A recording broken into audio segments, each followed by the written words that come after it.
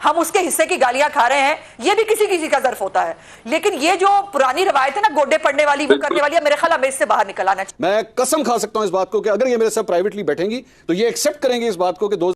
अस्सलाम वालेकुम नाज़रीन, उस्मा बुखारी को मंसूर अली खान को इमरान खान का आउट कहना महंगा पड़ गया। मंसूर अली खान ने लाइव शो में उनकी ऐसी चित्रोल की कि उनकी बोलती बंद करवा दी। आइए नाज़रीन, पहले उनकी पूरी गुफ्तगू सुनते हैं, फिर मज़ीद डिटेल में बात करते हैं। ट्रस्ट से पैसे खाने को कहा था? क्या हमने कहा था कि हीरे मांगो? क्या हमने कहा था ज़कात खैरात खाओ, मनी लॉन्ड्रिंग करो मुलाजमों के नाम के ऊपर? और जिनको ये दूसरों को कह रहे हैं ना कि उनको जो है वो करप्शन का ताज बनाना चाहिए, माफ कीजिएगा, जो इमरान खान है ना, उसको तो किस किस तरह के ताज पहनाए जा रहे हैं या उसके ऊपर कौन कौन से ताज सजते हैं, मैं तो बता भी नहीं सकती, मैं तो वो कह भी नहीं सकती। लेकिन मैंने मंसूर की बात के ऊपर जो है वो जरूर रिस्पॉन्ड करना है।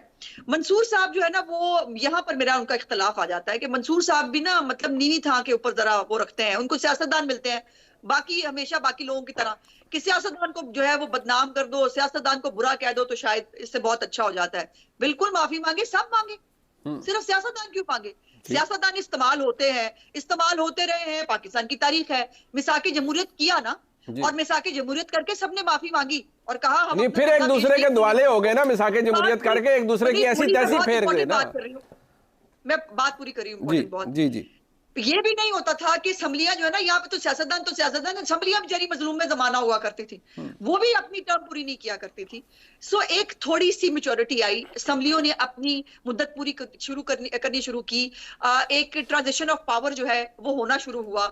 और ये माफिया जो है, ये सबको हमने तो कहा है ट्रुथ एंड रिकंसिलिएशन कमीशन बनाए, एक पार्लियामेंट्री कमीशन हो, और वो जो है वो सबका कच्चा चट्टा लेके आए। उसमें सियासतदान भी है, मैं नहीं कह रही सर, लेकिन सिर्फ सियासतदान को तू, सिर्फ सियासतदान गंदा, सिर्फ सियासतदान करप्ट, सिर्फ सियासतदान गुनहगार, मुझे इस पे एतराज होता है। सियासतदान तो सबसे ज्यादा नमाणी कौम है मुझे लगता है, जो मीडिया ट्रायल भी भुगतता है, जो अवाम के हाथों भी जो है जिसको होता है, जो जिसके ऊपर हर बंदा जिसका दिल चाहता है वो बात कर लेता है, और हर एक को एक ही छड़ी से हाँका जाता है। अब इमरान खान और मियां नवाज शरीफ के केसेस में फर्क देखिए और ट्रीटमेंट में फर्क देखिए। वो मौसूफ अभी भी मटन खाते हैं देसी घी में पके हुए, उनको 9 लाख रुपए की जॉगिंग की जो है ना वो मशीन दी जाती है, उनके लिए कमरा घर से आई है जी, मटन भी करूं जाता है उन्होंने। उनके ऊपर केसेस तो देखिए क्या है, पाकिस्तान से खेलने से लेकर, इदारों में बगावत कराने से लेकर, ज़कात और खैरात खाने से लेकर, मनी लॉन्ड्रिंग करने से लेकर, करप्शन। मियां नवाज शरीफ के ऊपर एक इल्जाम कोई बता दे, कोई इल्जाम। मियां नवाज शरीफ ने हजारों अरबों के जो है वो लगाए जो है मंसूबे, कोई ये नहीं होगा। और क्या हमारे लिए जब 2018 को जो है उसमें 13 जुलाई को मियां साहब को जो है 9 जुलाई को सजा सुनाई जाती है, 13 जुलाई को वो आकर बेटी समेत अरेस्ट हो जाते हैं, और हमें 25 जुलाई को इलेक्शन लड़ना होता है। वो क्रेडिबिलिटी उस वक्त थी क्या इलेक्शन की? नहीं, तो मैं तो कह रहा हूँ नहीं थी ना, मैं तो कह रहा हूँ नहीं थी, तो मैं तो रिपीट नहीं चाहूंगा बैसियत पाकिस्तानी जो आज क्रेडिबिलिटी मांग रहे हैं ना, उनसे मेरा ये सवाल ये है कि जब 9 सीटें हमारी ज्यादा थी 25 जुलाई की रात को पंजाब असेंबली के अंदर, हमारी हुकूमत बनने नहीं दी गई और वहां पर जो है धक्के से हुकूमत पंजाब की बुजदार की बना दी गई। वो credibility let me conclude with Ahmad Awais साहब, ठीक, रिस्पॉन्ड करना है।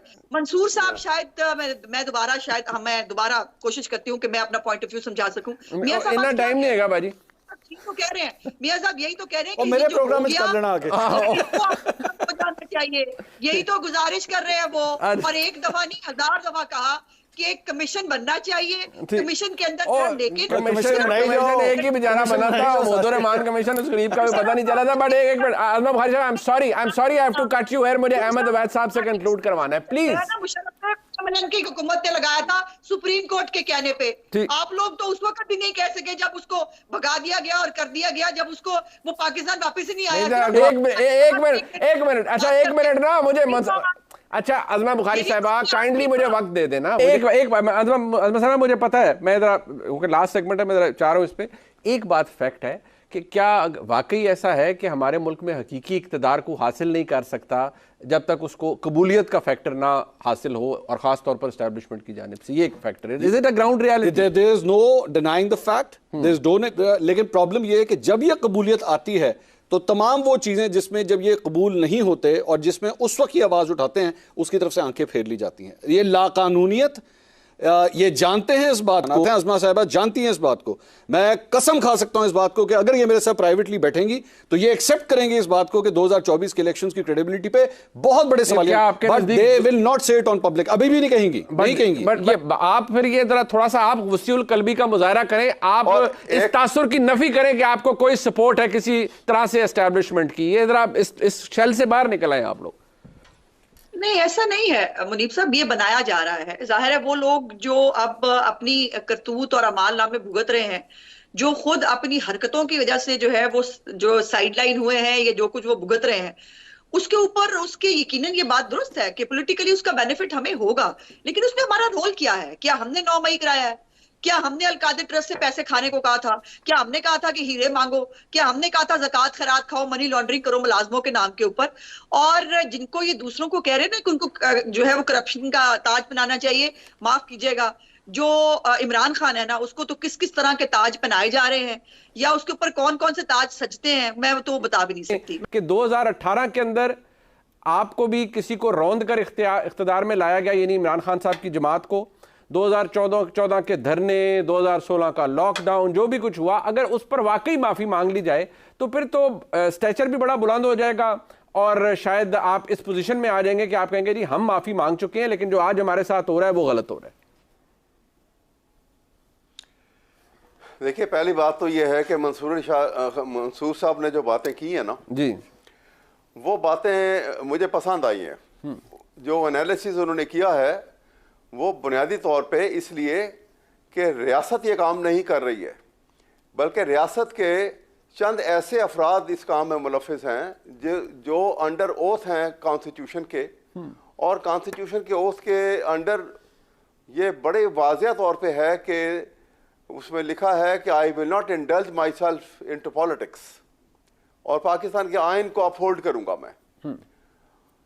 लेकिन इसके सारी बातों के बावजूद अब क्वेश्चन ये है कि यहाँ पर जो आपने ये बात की है, वो मैं अब ये कहूँगा कि अब देखिए, यहाँ पे मैं थोड़ी सी बात करूँ कि अब एक देखना ये होता है कि जहाँ पे बात चीज़ें आउट ऑफ इमेजिनेशन होती हैं जी, जो ये लेके आया कोई कैसे लेके आया बिल्कुल गलत है। अच्छा जी, असल में 1954 अगर पाकिस्तान की तारीख देखें, 1954 वो साल है कि जब पार फलक्रम जो है वो सिविल से वो शिफ्ट कर गया था आर्म फोर्सेस के अंदर जी, ठीक है, और इट रिमेन देयर राइट जी, एज सच।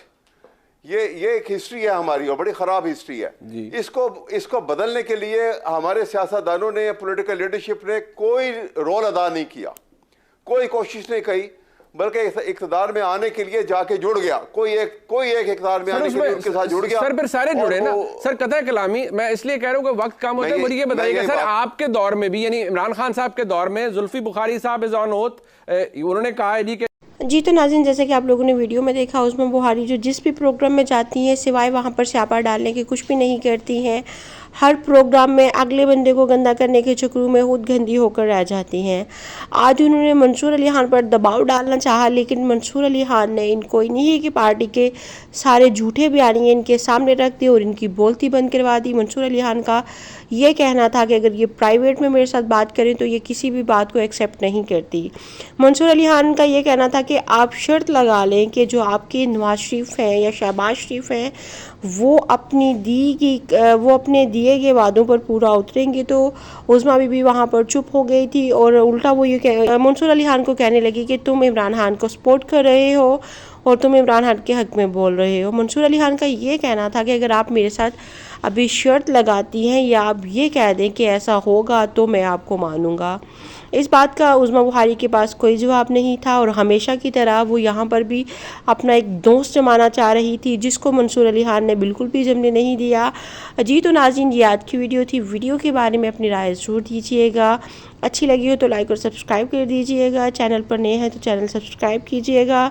अगली वीडियो में मिलते हैं, तब तक के लिए अल्लाह हाफिज़।